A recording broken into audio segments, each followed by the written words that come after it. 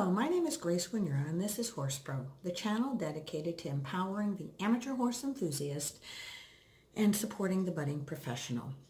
Before we get started on today's topic, I'd love it if you could do three things. Number one, subscribe to our channel if you want to be part of the community, including hitting the notification bell for alert to any new updates.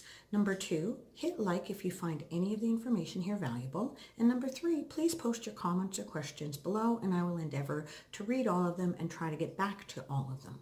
Now today's topic is, don't get caught with your pants down when a horse goes on trial for lease or sale. Now what is this? This is do your paperwork, whether you're an owner or a professional. Before your horse or the horse in your care goes on trial, do your paperwork. What is this paperwork? Well, it outlines who is responsible for the horse as it leaves the property, i.e.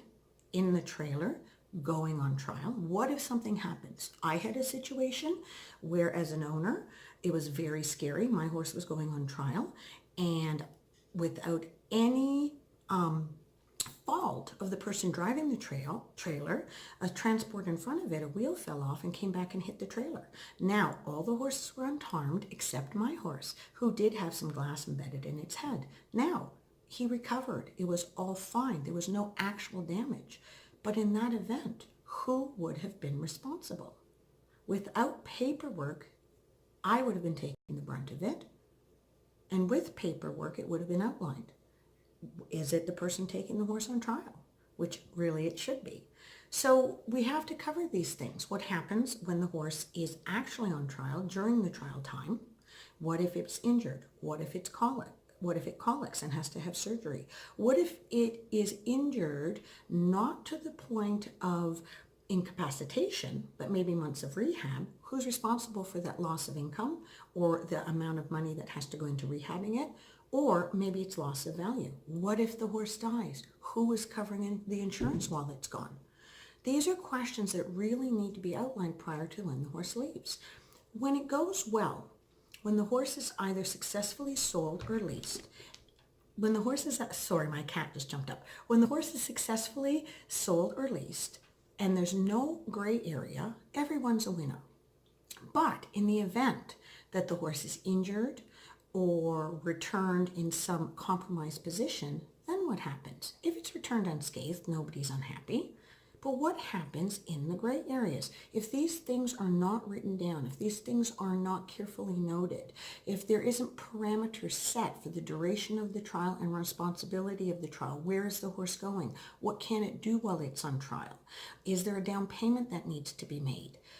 These things, if they're not outlined prior to the horse leaving, it's very difficult to collect after.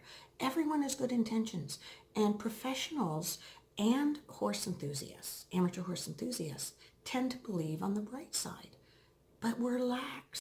We're lax when it comes to getting things written down. I know it's a pain. I know writing it down. I know maybe consulting a professional such as a lawyer in order to have documents drawn up to make sure that they're ironclad is costly or difficult.